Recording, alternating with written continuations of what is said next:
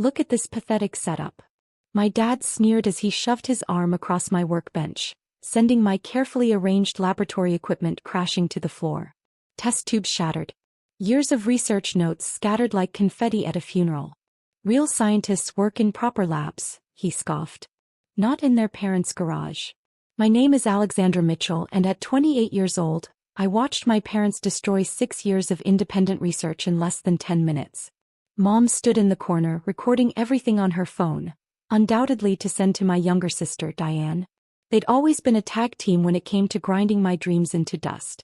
Please, those samples are irreplaceable, I begged, trying to salvage my petri dishes. But Dad only laughed, sweeping them into the trash with theatrical disdain. Irreplaceable? You're growing moss in our garage, Alex. This isn't science.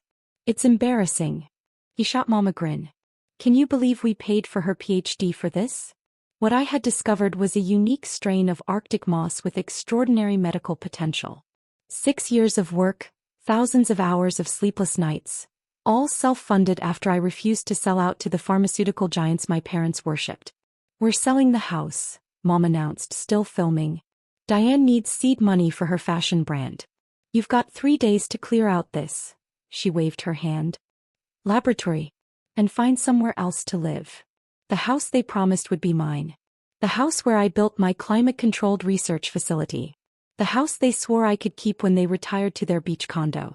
You can't do this, I said, my voice steady despite the boiling in my chest. I have a contract. You signed the house over to me last year. Dad's smirk widened. Check again, sweetheart. The contract was never filed. Just a little, he made air quotes, oversight. Diane's business will actually make money, unlike whatever this is supposed to be. Mom zoomed in on my face, hoping to catch tears. Well, she prodded. Aren't you going to throw one of your tantrums? Instead, I pulled out my phone and made one call. Dr. Patel? It's Alexandra. Remember that offer? I accept. Yes, immediately. My parents exchanged bewildered looks. Dr. Patel had been pursuing me for months for a classified research project. I had hesitated until now. Pack your little plants, Dad mocked. Maybe you can grow them on an apartment balcony, if you can afford an apartment. I walked to the only corner they hadn't demolished, my main station. 6 sealed containers held my most promising specimens. You know what's funny? I said as I secured them inside their specialized transport case. You never once asked what I was actually researching. Because it doesn't matter, Mom snapped, lowering her phone. Science doesn't matter if it doesn't make money. I clicked the final latch shut. 3 days, right? Perfect.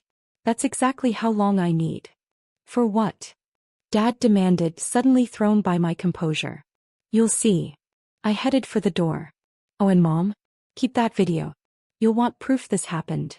Where are you going? She shouted. Hey. And make a few calls.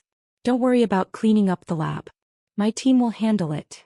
I paused, meeting my father's eyes.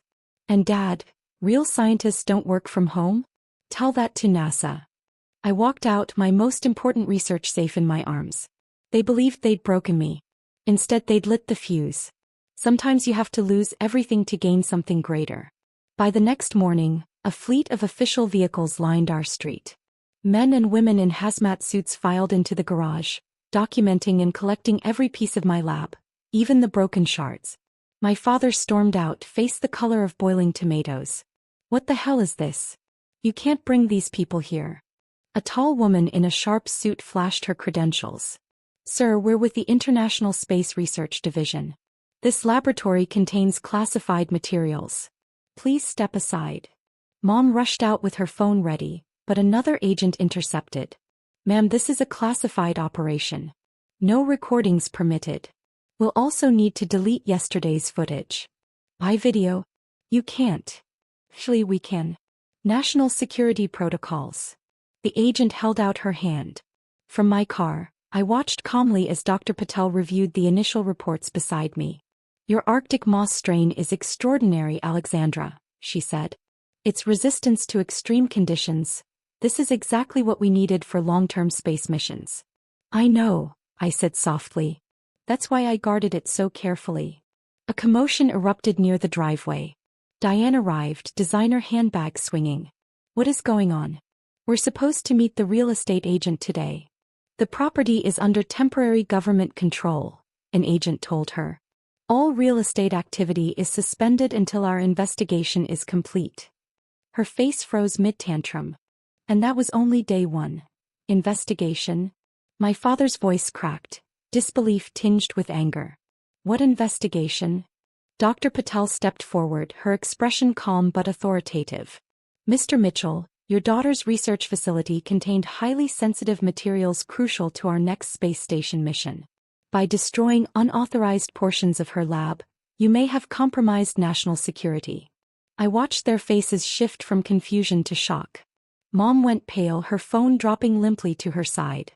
Diane froze, designer sunglasses slipping down her nose, unable to hide her growing panic. Space station. Dad whispered.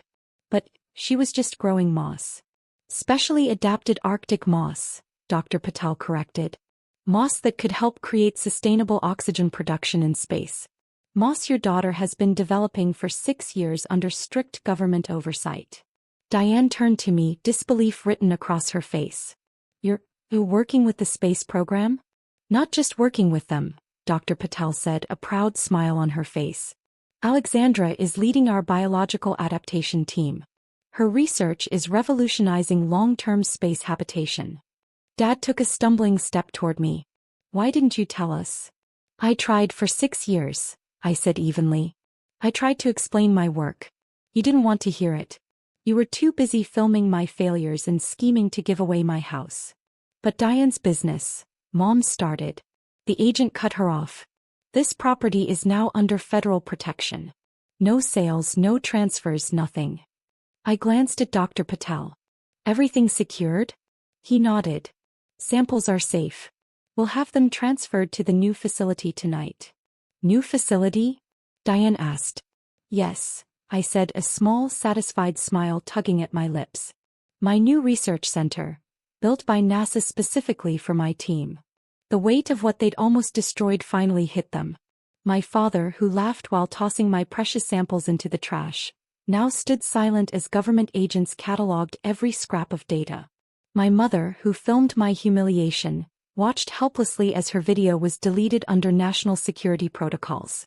Alexandra, Dad's voice was barely a whisper. Save it, I cut him off. I have a meeting with the space station design team in an hour. Dr. Patel, shall we? As we drove away, I caught one last glimpse of them in the rearview mirror. Huddled together, watching their plans collapse, finally realizing exactly what they'd failed to destroy. But this wasn't about revenge. It was bigger than their narrow vision of success. My work would help humanity reach for the stars while they remained tethered to their petty, earthbound prejudices. 1 month later, I stood on the stage at NASA's press conference, explaining how my Arctic moss research would revolutionize oxygen production in space. The auditorium was packed with journalists, scientists, and space program representatives from around the world. In the back row, I spotted my family. They hadn't called since their plans fell apart, but here they were, dressed to impress, trying to look like proud, supportive parents. Diane even wore a galaxy print dress, clearly angling for media attention. Dr. Mitchell, a reporter called, how does it feel to be the youngest scientist to develop a breakthrough for the International Space Station? Before I could answer, my father stood. As her father, I always knew Alexandra was destined for greatness. We supported her research from the beginning. The room fell silent. Dr. Patel hid a smile behind her hand. Actually, I said into the microphone, voice strong and unwavering, I'd like to share a video that perfectly captures my family's support. My mother's face went white. She knew exactly what was coming. The giant screen behind me lit up with security footage from that fateful day, her phone recording every moment. My father deliberately destroying my work, my mother laughing, filming, and Diane sneering. This was filmed 1 month ago, I explained. My breakthrough research wasn't developed in a state-of-the-art lab. It was created in my garage, funded by my own savings, while my family actively tried to sabotage it. The room erupted. Cameras flashed. My parents tried to slip away, but the crowd blocked them. Dr. Mitchell, why show this footage? A reporter asked. I looked directly at them. Because somewhere another young scientist is being told their dreams are worthless. Another researcher is working from a garage, a bedroom, a basement. I want them to know that greatness doesn't require perfect conditions. It requires perseverance against ridicule. Dr. Patel stepped up. Alexandra's moss specimens have already been successfully tested in simulated space conditions. Next month, she'll supervise their installation on the International Space Station herself. Diane's jaw dropped. Mom grabbed Dad's arm for support. Yes, I confirmed. I will be part of the next mission crew. The irony wasn't lost on anyone. Their attempts to belittle me had prepared me for one of humanity's most elite positions. After the conference, they tried to approach me. Mom was crying, Dad desperate, and Diane already posting on social media about her amazing scientist sister. Alexandra, honey, Mom reached for me. We were wrong. We're sorry. I stepped back. This isn't about you anymore. My work, my success, my future, they don't belong to you. But we're family, Diane protested. I laughed softly. Family supports each other. Family listens. Family doesn't destroy dreams for profit. Dad began. The house is now government property, I finished. Part of a new research complex. Your beach condo will have to do. As security escorted them out, I heard Diane wailing about her fashion brand. But I had more important things to focus on. My team awaited the final preparations for our space station mission. 3 months later, I watched Earth shrink beneath me as our rocket pierced the atmosphere. The same moss my father had thrown in the trash sat safely in our cargo hold, ready to help humanity reach further than ever before. Dr. Patel's voice crackled through my headset. Ground control reports your parents are watching. They're requesting a statement. I smiled, gazing at the curve of our planet. Tell them thank you, I said. Thank them for teaching me that sometimes you have to lose gravity to find your wings. And tell them not to wait up. I'll be busy growing moss among the stars. As we docked with the International Space Station, I thought of that day in the garage.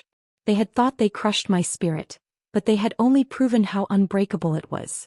My research would now help humanity soar while they remained grounded by their limitations. Sometimes the greatest revenge isn't about getting even. It's about rising higher than anyone ever imagined.